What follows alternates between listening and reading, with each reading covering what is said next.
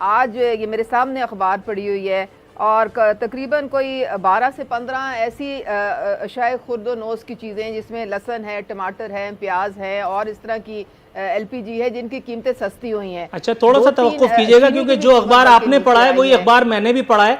12 अशिया की कीमतें सस्ती हुई हैं, 25 अशिया की कीमतें चिकन समेत फलक शिगाफ किस्म की महंगाई, जिसको कहते हैं कमर तोड़ महंगाई, वो भी आपको मेरा ख्याल है शायद उसमें नजर आए। नीचे देखिए कहीं छोटे से फॉन्ट्स में लिखा होगा। नहीं,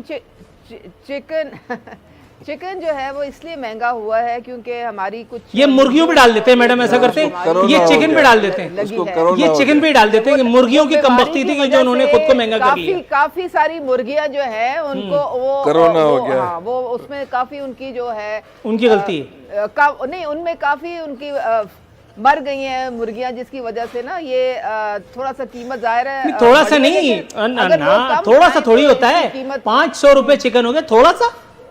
अच्छा, दूसरे आप नहीं, दूसरा का चिकन पे रहेंगे पहले चिकन का तो बताएं। आपने 12 अशिया की कीमतें तो यूं बता दी कि जैसे आपने समझा कि मैं पढ़ा लिखा नहीं हूं या मैं अखबार नहीं आता मेरे यहाँ।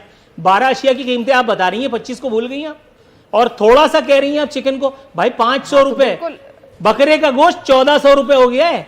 कहाँ हैं आप? देखें, एक हफ्ते में 25 में तो इजाफा हुआ है। मुझे तो सब याद है ना, आप ऊपर देख के बात कीजिए ना, आप पढ़ के उसका भी कोई लिहाज किया करे ना।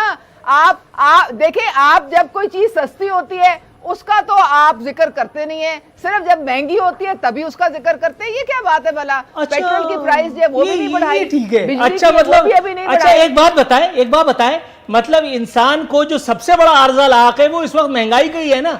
आप कह रही हैं उस पे क्यों ऑब्जेक्शन करते हो? क्योंकि कुछ चीजें सस्ती भी हुई हैं, और भाई जो चीजें सस्ती हुई हैं उनका इतना इंपैक्ट नहीं है, जो चीजें महंगी हुई हैं उनका इंपैक्ट ज्यादा है। ये तो कॉमन सेंस की बात है, common sense which is not very common. टमाटर, आपका लहसुन, आपका प्याज, आपकी दालें, आपकी चीनी, क्या इसमें आपकी रोजमर्रा की मैडम अरहर की दाल की बात किए लेते हैं, अरहर की दाल क्या भाव लेती हैं आप? नहीं, बाकी दालें जो है, देखिए कुछ दालें इंपोर्ट होती हैं, वो तो डॉलर की प्राइस के साथ उनकी कीमत ऊपर नीचे जाती है। अरहर की दाल क्या जो बाइडेन भिजवाता है हमें? तो उसकी तो देखिए, अब ये एक दाल की तो बात ना करें ना, मैं आप जनरली आपकी बात कर रही हूँ। जो आपकी खुश्क, आप गंदम की क्रॉप देखें, इस दफा बड़ी अच्छी हुई है, और इस दफा आप देखेंगे कि गन्ने की प्राइस किसान को कितनी अच्छी मिली है। अरे देख तो हम बहुत कुछ रहे, थोड़ा सा तवक्कुफ आप कीजिएगा, फिर इंशाल्लाह और भी देखेंगे, जरूर देखेंगे। थोड़ा सा तवक्कुफ, थोड़ा सा अच्छी बातें भी तो लोगों को, अरे अच्छी बातें अभी सितारा सपना लॉन की फजाइल डिस्कस मौजूद है। मोहतरमा उज़मा दी ग्रेट कारदार, पाकिस्तान तहरीक इंसाफ से इस हफ्ते भी इनका ताल्लुक है। अल्हम्दुलिल्लाह, आज तो आपने ग्रेट कह दिया है, उसके बाद अब किसी और चीज की तो जरूरत ही नहीं है। नूरुल आरिफीन मैडम, गलतियां इंसानों से होती हैं, हालांकि यकीन करना बहुत मुश्किल है, गलतियां इंसान से होती हैं। मुझे खुद भी यकीन करना बड़ा मुश्किल हो रहा है। बिल्कुल, I agree with you totally. अच्छा मैडम, अगर आप चाहें तो अपना जुमला वापस भी ले सकते हैं। पूछना ये था, ये फलस्तीन में जो पीटीआई की नई ब्रांच खुली है, इसका ये जो नया शोशा है, इस पर आप क्या कहेंगी? खान साहब को अर्तगरल गाजी करार दे दिया। खान साहब के पास तो घोड़ा भी नहीं है, खान साहब के पास तो वो तलवार भी नहीं है, यहाँ तो सिर्फ हवाई फायर से ही काम चलाया जाता है, ठाएं ठाएं टिच टिच। उसके बाद मरता मराता भी कोई नहीं है। एनआरओ नहीं दूंगा, हालांकि सब एनआरओ लेकर के फारिग भी हो गए, इधर उधर भी बैठे हुए हैं, कोई मुल्क से बाहर है, कोई मुल्क में झूला झूल रहा है। खान साहब ही बिला वजह फिर मुझसे और आपसे रगड़े हुए हैं। सर मैडम, ये आपसे पूछना था, खान साहब को अर्तगरल गाजी करार देना, अर्तगरल के साथ ज्यादती है, ये ज्यादती करने वाला फलस्तीनी जो बेचारा था, उसने खान साहब की शान में जो है वो गुस्ताखी की है, जिसकी पादाश में इनकी नस्लों को सफ़े हस्ती से मिटा देना चाहिए। देखें, आपको पता है कि पूरे मुस्लिम उम्मा जो थी वो, उनका दिल हमारे गमगीन थे जिस तरीके से बर्बरियत इजराइली कर रहे थे निहत्ते मासूम फ़लस्तीनियों पे। अब हर मेरे ख्याल में जो मुसलमान है उसके दिल में गम है। अब मेरे ख्याल में जिस बात की रो में बह के तो ये एक दूसरे से मुआवजा करना शुरू कर देते हैं, हालांकि इसकी ज़रूरत नहीं है। पूरी दुनिया ने देखा है कि OIC को भी मुतहर्रिक करने में सबसे ज़्यादा 2 ममालिक का रोल है, वो नंबर 1 पाकिस्तान का और नंबर 2 जो है वो टर्की का है।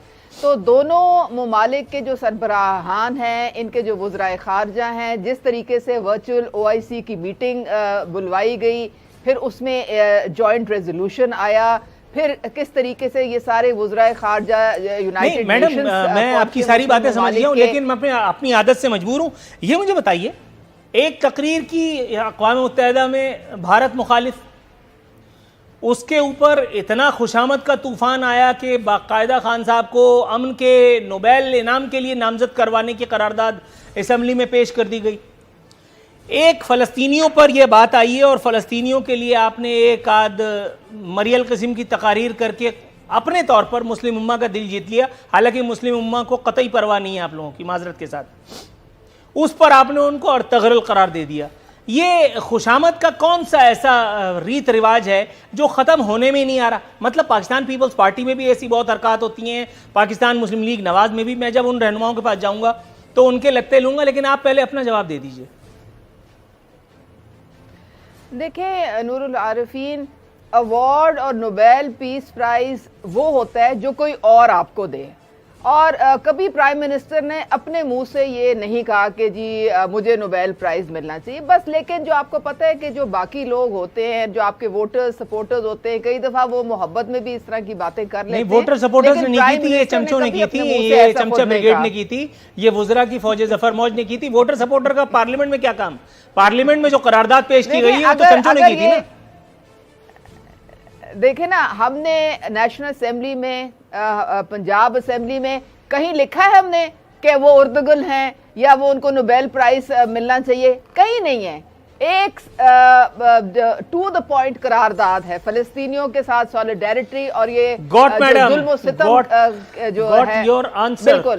लेकिन ये जो बाकी, हाँ, लोगों को थोड़ा सा देखे कोई फायदा नहीं है, क्योंकि अगले बंदे को एम्बैरस करने वाली बात है। यार अर्तगरल को एम्बैरस किया, इसका मतलब है। थोड़ा सा तवक्कुफ फरमाइएगा, मैं आपकी तरफ आता हूँ।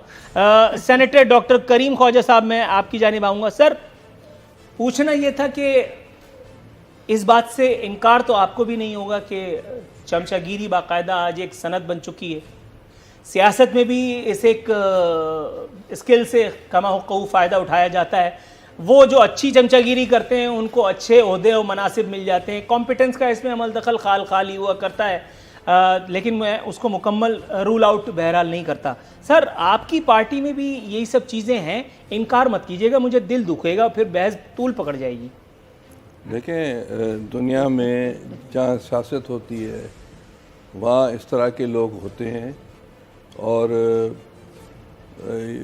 वो जो चमचागिरी जो भी करते हैं उससे इनकॉम्पिटेंसी झलक आती है, और उससे उस शख्स का भी नुकसान होता है जो चमचागिरी करता है, और उस लीडर का भी नुकसान होता है। जुल्फ़िकार अली भुट्टो के दौर में कौसर नियाज़ी था, वो कहता था कि तुम चांद हो, हम सितारे हैं, तुम फलाने हो, हम फलाने हैं। इस तरह की बात की। जब मुश्किल वक्त आया तो वो पार्टी छोड़कर भाग गया। बेनज़ीर शहीद के साथ भी ऐसे ही लोग थे। तो ये कोई नई बात नहीं है दुनिया की सियासत में या पाकिस्तान की सियासत में ये। अच्छा सर, लेकिन पिछले दौरे हुकूमत में पाकिस्तान पीपल्स पार्टी के, सर, वो एक आदमी जो, मतलब अब मैं नाम तो नहीं लेता, लेकिन इस वक्त वो जियाले हैं, वो पीटीआई के मफलर उनके पास है, और वो जमानत करवाने के लिए या कोई केस न चलवाने के लिए अच्छी खासी हैवी वेट किस्म की जस्टिफिकेशन है।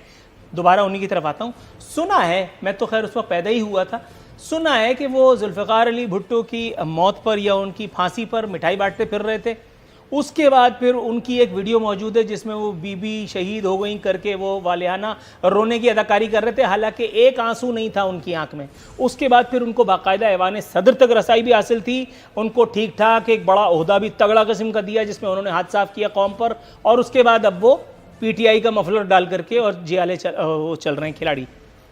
देखें, इस तरह के लोग हर जगह होते हैं, और ये बदकिस्मती है। इंसानियत, जब से इंसानियत में सियासत शुरू हुई है, ये मैं आपको मज़हब में भी ऐसी बहुत सी मिसालें हम आपको दे सकते हैं, हम आपको मुल्कों की तारीख में भी इस तरह की मिसालें दे सकते हैं, और माशरे में जो टॉप पर होता है उसको ये फ़ैसले करने होते हैं कि कोई ऐसी चीज़ नहीं हो जिससे इस खुश फरेबी में खुद उसको भी फरेबी में मारा जाए आदमी। मारा ठीक जाए। हो गया सर।